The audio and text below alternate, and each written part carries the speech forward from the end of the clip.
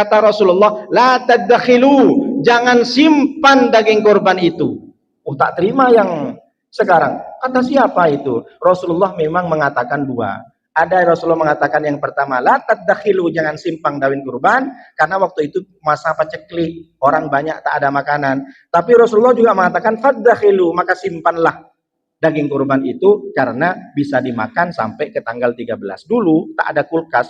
Zaman Rasulullah itu dikukus pakai api lalu digantung di dapur. Itu kalau zaman dahulu di waktu Rasulullah. Kalau sekarang kan kulkas aman. Sampai 3 bulan. Setelah 3 bulan bikin kenduri dia. Rupanya daging kurban yang dikasih ke jemaah. Ini daging apa? Daging kurban katanya. Udah 3 bulan. La ilallah, mau jadi apa coba? Kasih ke orang. Banyak orang miskin di luar sana. Cari orang miskin banyak di luri-luri itu. Senangnya luar biasa. Jadi apa jenis hewan kurban yang disembelih?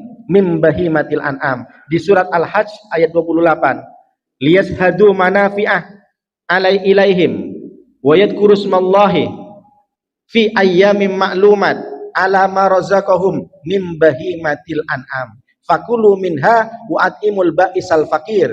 Jenis hewan kurban itu hewan ternak yang bisa dizakatkan, kambing, sapi, unta yang boleh dizakatkan. Kalau selain itu kan tak bisa kan. Kalau kambing punya 40 ekor maka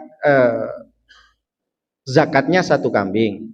Kalau sapi 40 ekor zakatnya 1 sapi yang umur 1 tahun. Yang unta juga begitu. Jadi yang wajib dizakatin hewannya itu. Lalu kemudian fakulu minha wa atimul ba'isal fakir. Setelah engkau kurban, kau makan lalu bagikan kepada ba'is, orang yang sengsara dan fakir. Boleh enggak Pak Ustadz kalau kurban dicampur dengan akikah?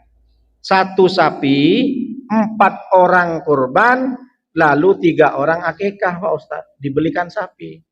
Ada ulama di Syekh Said Sabik fikih tentang kurban tidak boleh, jelas. Tapi ada ulama yang membolehkan. Apa kitabnya Pak Ustadz? Kalau Bapak Ibu pengen tahu, di Shopee ketik Hasyiah, namanya Al-Qalyubi wa Umairah, karya dari Imam Syihabuddin bin Ahmad dan Syihabuddin Ibnu Umar Al-Misri. Al-Qalyubi, mereka 2 orang ini membuat karya fikih madhab Syafi'i boleh dicampur. Jadi misalkan ditanya dulu tapi orang sama akikah, ada akikah 2 orang, Pak, kebetulan kami punya anggota mau kurban sapi ada 5 orang, ini kurang 2 Pak. Kebetulan Bapak 2 orang mengakikahkan istrinya 1 kambing, berarti 2 kambing. Kita kumpulkan jadi 1 sapi, gimana Pak? Boleh Pak?